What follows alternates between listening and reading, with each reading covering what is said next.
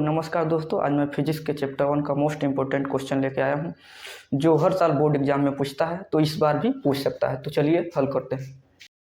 Question है Gauss का प्रमेय। यह किसी बंद पृष्ठ से गुजरने वाली वैद्युत फ्लक्स उस पृष्ठ पर लगे कुल आवेश का 1/ε0 गुना होता है। तो चलिए इसको सॉल्व करते हैं।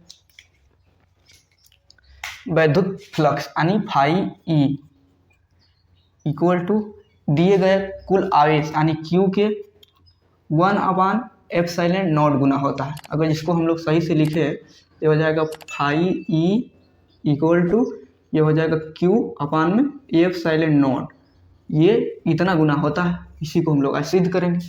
तो मानते हैं गॉसियन पृष्ठ है, इसे मान लेते हैं, इसका ये गॉसियन पृष्ठ है, इसे गॉसियन पृष्ठ मान लेते हैं। इसके एक बिंदु से जो प्लस Q है, इस बिंदु O से यहाँ पे R दूरी पे, ये यहाँ से मान लेते हैं R दूरी पे एक बिंदु P है, एक बिंदु P है। हम लोग इस बिंदु को ऐसे गॉसियन पृष्ठ बना दिए। अब इस बिंदु से हम लोग इस बिंदु को मिला देते हैं और इस बिंदु से हम लोग इस बिंदु को मिला देते हैं।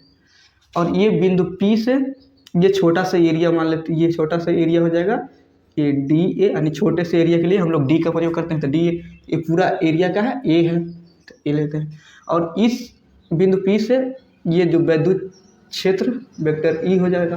फिर यहाँ से P से ए वेक्टर डी ए ये थीटा कोण बना लेता है। उसके बाद से बिंदु O से ये P तक जिसकी दूरी कितनी है R, ये हो गया गॉसियन पृष्ठ। तो हम लोग सबसे पहले निकालते हैं इस पे बिंदु P पे तीव्रता। तो लिखेंगे ये प्लस Q आवेश के कारण बिंदु P पर तीव्रता। तो तीव्रता क्या होता है? तीव्रता E इक्वल टू 1/4πε0 ये Q/r² होता है।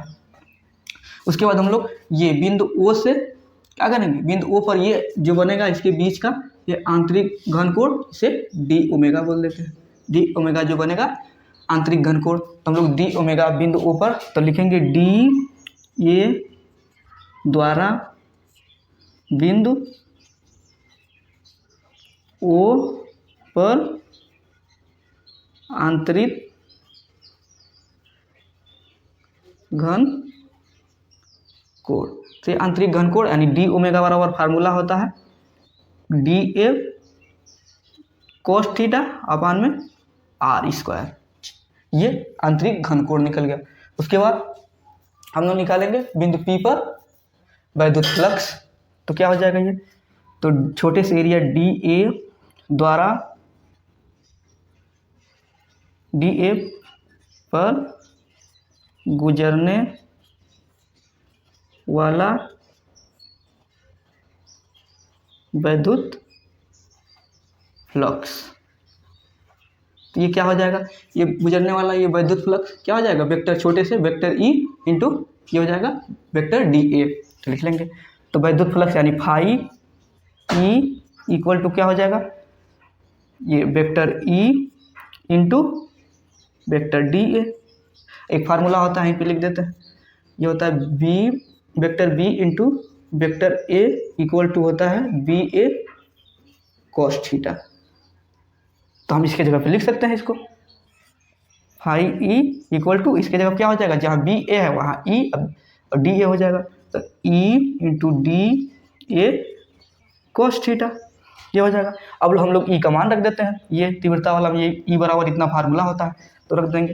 तो हो जाएगा फाई ई इक्वल टू ये 1/4πε0 ये Q/में R² इंटू हो जाएगा क्या डी ए कॉस थीटा, कितना हो जाएगा। अब इसको हम लोग सही से लिखे तो ये हो जाएगा फाई ई इक्वल टू ये Q/में ये 4πε0 इंटू ये D A cos theta upon में R²।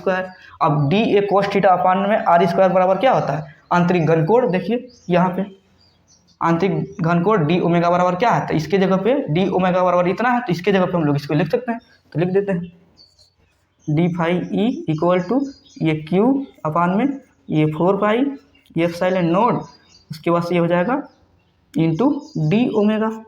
अब ये छोटे से क्या है, छोटे से भाग के लिए हम लोग ये निकाल दिए।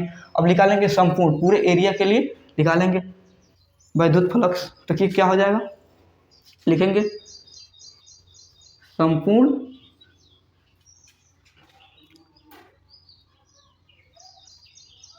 वैद्युत फ्लक्स। ये क्या हो जाएगा संपूर्ण पूरे के लिए, पूरे के लिए हमेशा हम लोग क्या करेंगे, समाकलन का प्रयोग करते हैं, तो ये हो जाएगा वैद्युत flux phi E equal to, जब छोटे से निकालें इसका पूरा समाकलन कर देंगे तो पूरे के लिए निकल जाएगा, तो क्या हो जाएगा ये क्यू अपान में ये 4 पाई ये एप्सिलॉन नॉट, उसके बाद क्या है इंटू ये डी ओमेगा। अब समाकलन का प्रयोग करेंगे तो लिख देते हैं यहाँ पे समाकलन लगा देते हैं।